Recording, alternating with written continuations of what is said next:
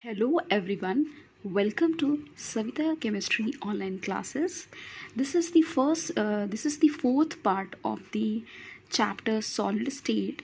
In the first part, we have studied about the solid state and general characteristics of the solid. And in the second video, we have learned about the different types of solids, that is the crystalline solid and amorphous solid.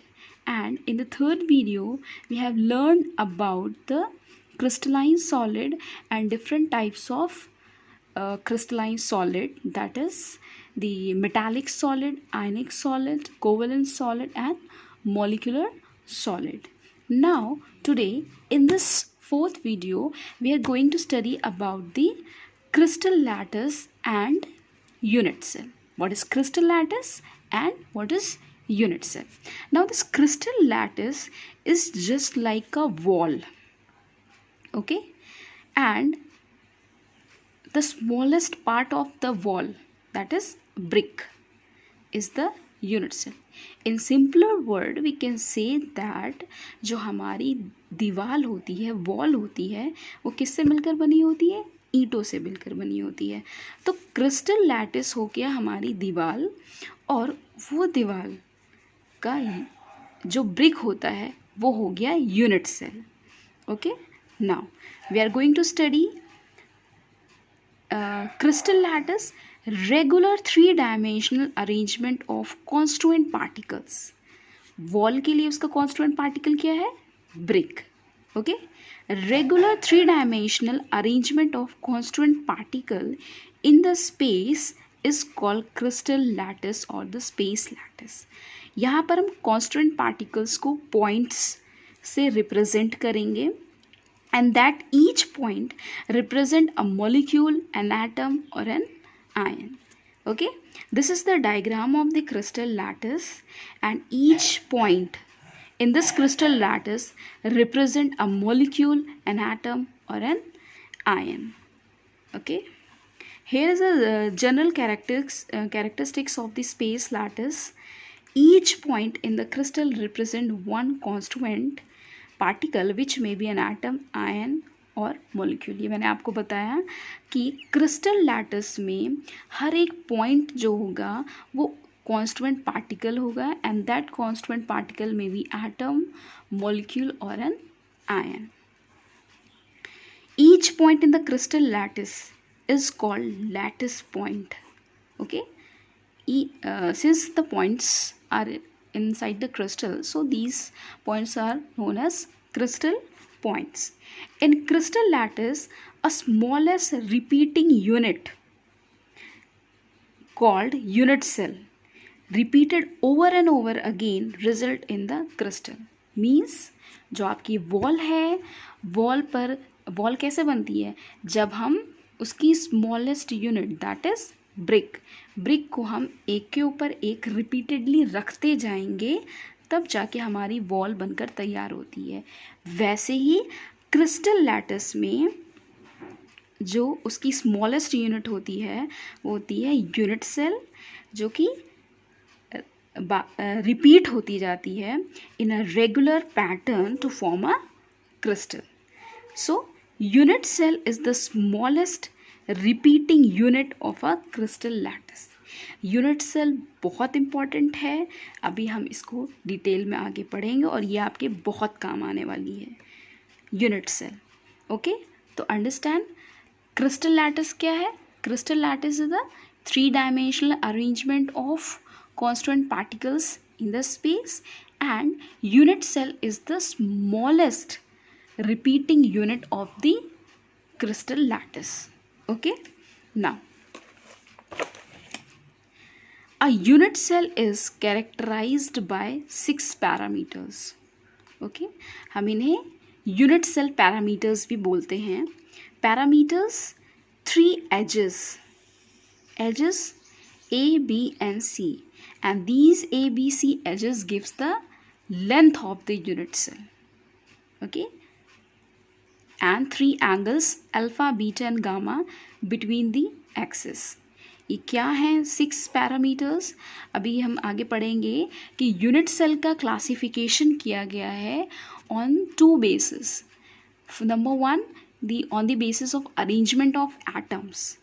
Okay, unit cell is the smallest repeating unit of the crystal lattice, and this unit cell is divided into two categories on the basis of arrangement of atoms, and this unit cell is divided into 7 categories on the basis of the 6 parameters. और हम इस 6 parameters के बारे में हम next video में study करेंगे. इस वीडियो में हम यूनिट सेल का एक क्लासिफिकेशन पढ़ेंगे जो किस पर बेस्ड है, arrangement of atoms. Unit cell are divided into 2 categories on the basis of arrangement of atoms. Okay, number 1 is simple unit cell, which is also known as primitive unit cell, and number 2 is centered unit cell. Unit cell हमारे दो parts में divided है. Unit cells are classified into 2 categories: simple unit cell and centered unit cell. Now this centered unit cell is further divided into body centered unit cell, face centered unit cell and end centered unit cell. Now अभी इन्हें एक एक करके पढ़ेंगे. Number 1 is simple unit cell और primitive unit cell.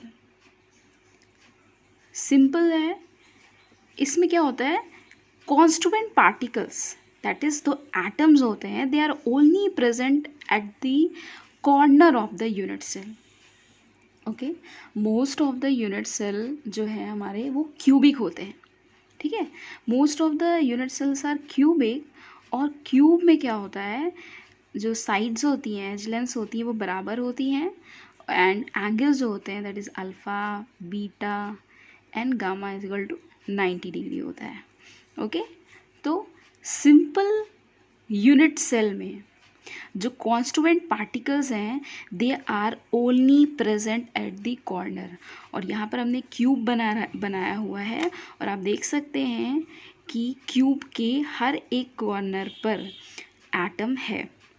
Okay, this is atom and there are 8 corners in the cube. 1 2 3 4 5 6 7 8. There are 8 corners in a cubic unit cell.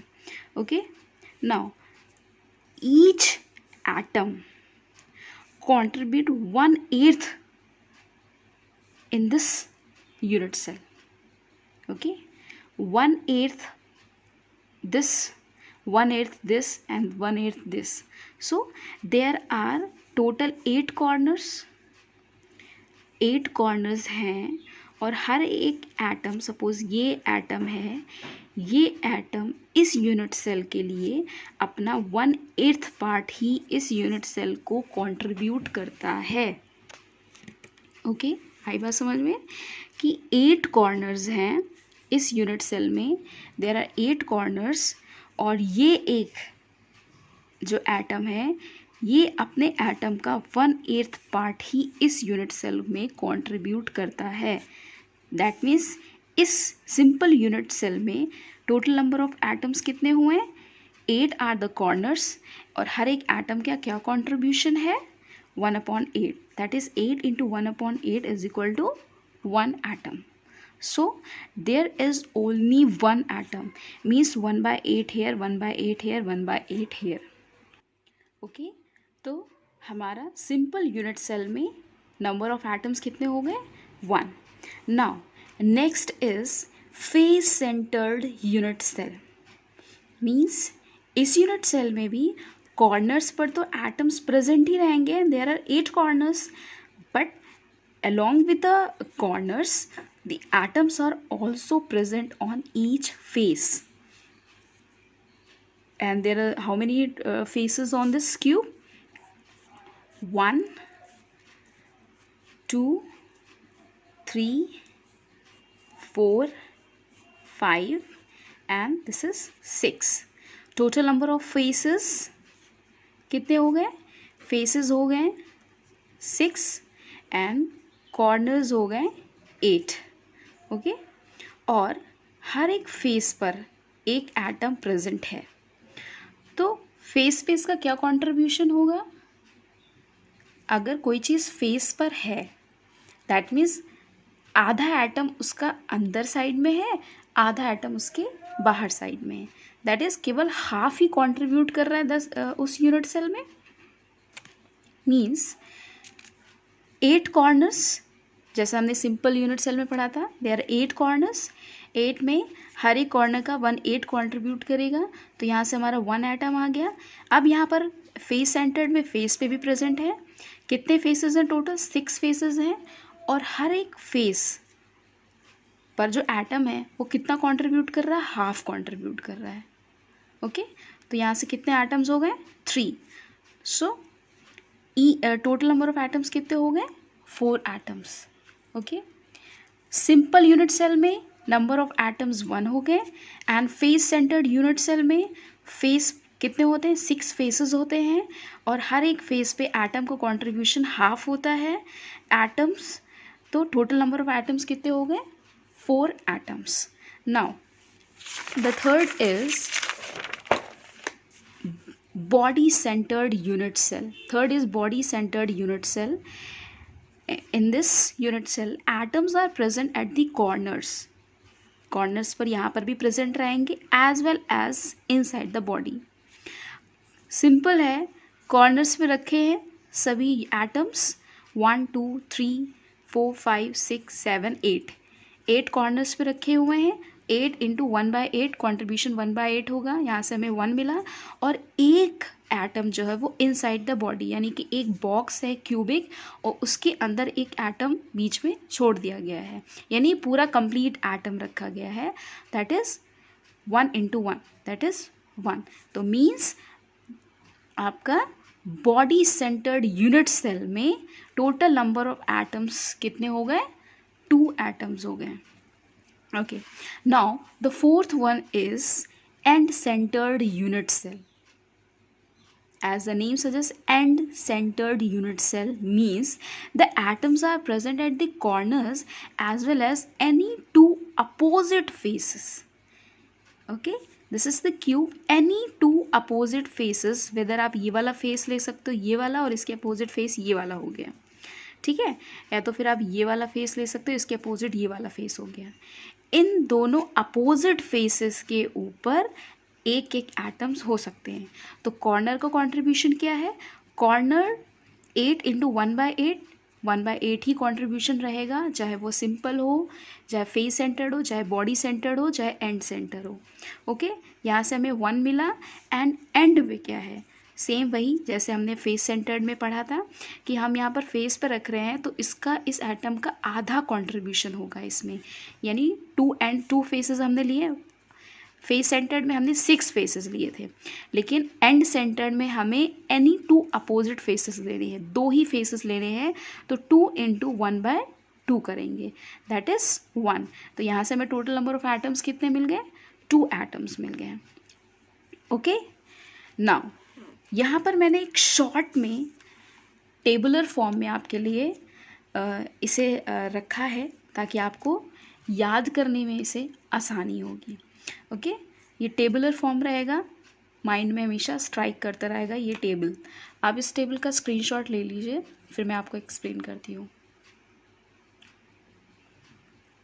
Okay, number 1 recall करते हैं जो भी चीज़ें हमने पढ़ी हैं।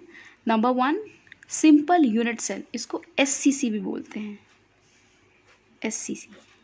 ओके, सिंपल यूनिट सेल, इसमें क्या है?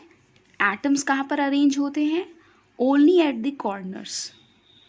सिंपल यूनिट सेल में जो एटम्स होते हैं they are only present at the corners. क्या कॉन्ट्रीब्यूशन होता है? 8 into 8, that is number of atoms 1। SCC में नंबर ऑफ एटम्स 1, ये चीज़ याद रखिएगा। नंबर ऑफ एटम्स को हम रैंक ऑफ यूनिट सेल भी बोलते हैं, रैंक ऑफ यूनिट सेल। तो कभी कभार एक आध मार्क्स के क्वेश्चन में पूछ लिया जाता है, what is the rank of SCC, what is the rank of the BCC। तो आपको ये रैंक ध्यान रखनी याद होनी चाहिए कि हर एक यूनिट सेल में कितने total number of atoms present होते हैं। SCC कॉर्नर्स पर ही एटम्स प्रेजेंट होते हैं, and total number of atoms हो गए 1। बॉडी सेंटर्ड, इसे हम BCC भी बोलते हैं। कॉर्नर्स पे 8 इंटू 1/8 इज इक्वल टू 1 हो गया।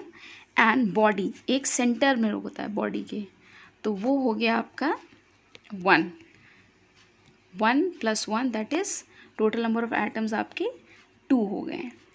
थर्ड है face centred, FCC। Face centred, face यहाँ पर कॉर्नर्स पे होंगे 8 into 8 is equal to 1। Face centred में हम सारी फेसेस ले लेंगे और टोटल नंबर ऑफ फेसेस कितने होते हैं, 6 फेसेस हैं। तो 6, हर एक का contribution half that is 3 atoms. And यहाँ पर टोटल नंबर ऑफ एटम्स कितने हो गए, 4 एटम्स हो गए। Now the last one is end centered, ECC। End centered corners का contribution 8 into 8 is equal to 1 और हम एंड सेंटर्ड में 2 अपोजिट फेसेस लेते हैं, कोई भी 2 अपोजिट फेसेस लेते हैं, उसका कॉन्ट्रीब्यूशन हाफ होता है और यहाँ से हमें 1 मिलता है। That is total number of 2 atoms. Means अगर आपसे पूछा जाए rank of SCC 1, rank of BCC 2, rank of FCC 4, rank of ECC that is 2। Okay, ये रहा। ये वीडियो आपके लिए बहुत इम्पॉर्टेंट है और ये यूनिट सेल का जो क्लासिफिकेशन है on the basis of arrangement of atoms बहुत ही ज़्यादा यूज़फुल है और आपके आगे के लिए भी बहुत काम आने वाला है।